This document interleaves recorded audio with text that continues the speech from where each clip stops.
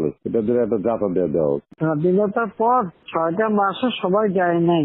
একটা যুদ্ধ বিধ্বস্ত দেশ একটা প্রদেশের রাষ্ট্র বানাচ্ছে, তার মধ্যে সমালোচনা লেখা শুরু হয়ে গেল আমার। তাহলে কি আশা করো? আমি কিছু আশা করি না।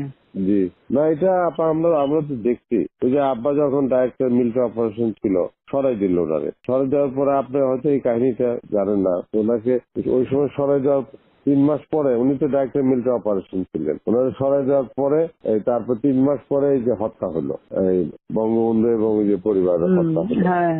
আপনি এই কাহিনীটা জানেন কিনা? পরে আমাদেরকে নিয়ে এই ক্যান্টনমেন্ট থেকে আমাদেরকে তাড়াই দিল, তাড়াই দেওয়ার পর আব্বারে ধরে নিয়ে 1 বছর জেলে রাখলো। এই জিয়া রহমান ফাঁসি দিবে, ট্রায়াল করবে, এই অবস্থায় রাখলো 1 বছর। আর ওনারে আর্মিতে একটা লোক খালি ডিসমিস করছিল, এই সেনাবাহিনীর লোকরে, সেটা আব্বারে করছিল, আর কোন লোকরে ডিসমিস করে নাই। আব্বা ওয়াজ ডিসমিস মানে ফকির আর কি, রাস্তায় নামাই দিল, মানে কোনো পেনশন পাবে না, কোনো কিছু পাবে না, এত ক্ষোভ ছিল।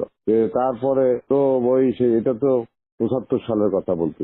আর আমাদের বাড়িতে এসে যে আর্মি ঢুকে মানে যে ভাঙচুর করছে, ওরা আব্বা তো বাসায় নাই, ওরা আম্মা ছিল, আমরা ছোট, আমরা আমরা সামনে যাইতে পারবো না, দরজা খুলতে পারবো না।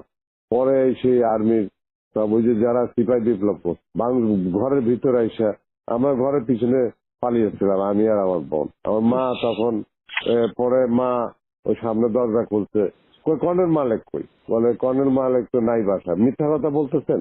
বলে আইসা দেখো তাহলে। তারপরে তারা চলে গেছে। পরে আমরা ক্যান্টনমেন্ট থেকে পালিয়ে, পরে 1 বছর পালিয়ে থাকলাম, ওই বিভিন্ন জায়গায় আমরা পালিয়ে থাকলাম। ওইটা প্রথমত জেলে ঢুকায় রাখলো, তারপর থাকলাম পালিয়ে। এইরকম অনেক বার গেছে। তারপর আমাদের বাড়িতে এসে গুলি গালাজ করছে।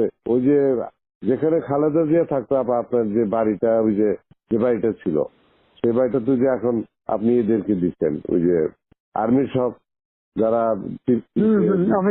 হত্যায়, হ্যাঁ, ওই বাড়ির উল্টা আমরা থাকতাম। ওইখানে টিনের চালওয়ালা ঘর ছিল, ওয়াল করা ঘর ছিল তখন, ওই 73-74 সালে আর কি। তখন তো আমি ক্লাস 8-9-এ পড়ি ওই সময়।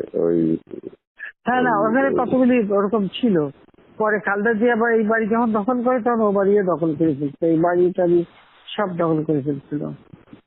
ওগুলো আমরা দেখছি, আমাদের ওই টিনের ঘরের মধ্যে এসে গুলি লাগতেছে। 75 যখন ওই যে সিপাহী বিপ্লবটা, এখানে সিপাহী বিপ্লব তো কারা করছে আপনি জানেন?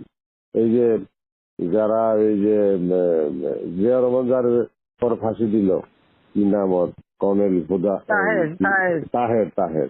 কিন্তু এই কিন্তু সিপাহী বিপ্লবরা করছে, জাসদের লোকেরা এইসব করছে অনেক কিছু।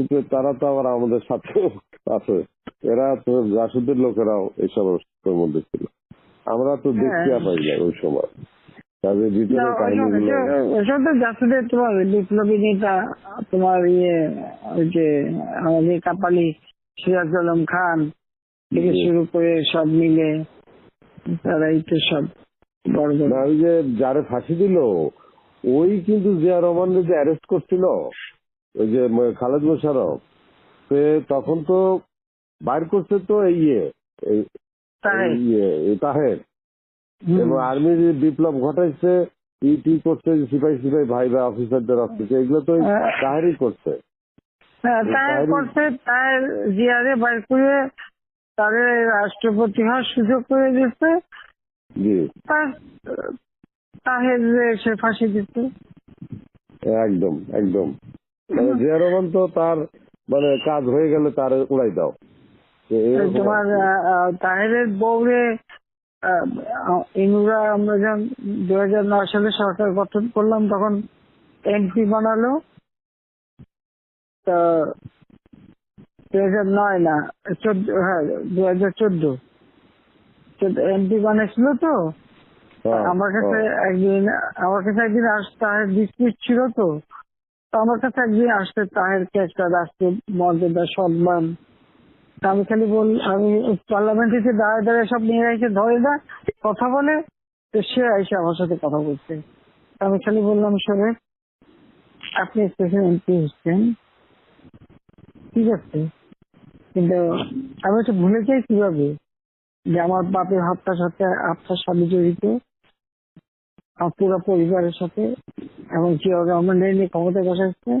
হ্যাঁ, জিয়া তারে ফাঁসি দিতে, তাকে আমার ভালো হাত বলছেন। থেকে আমি বলছি, তাকে আমার হাত দিয়ে আমি কি করে সম্মান দিই? মানে এরা তো পুরোপুরি জড়িত। একেবারে চুপ হয়ে আসতে চলে গেল।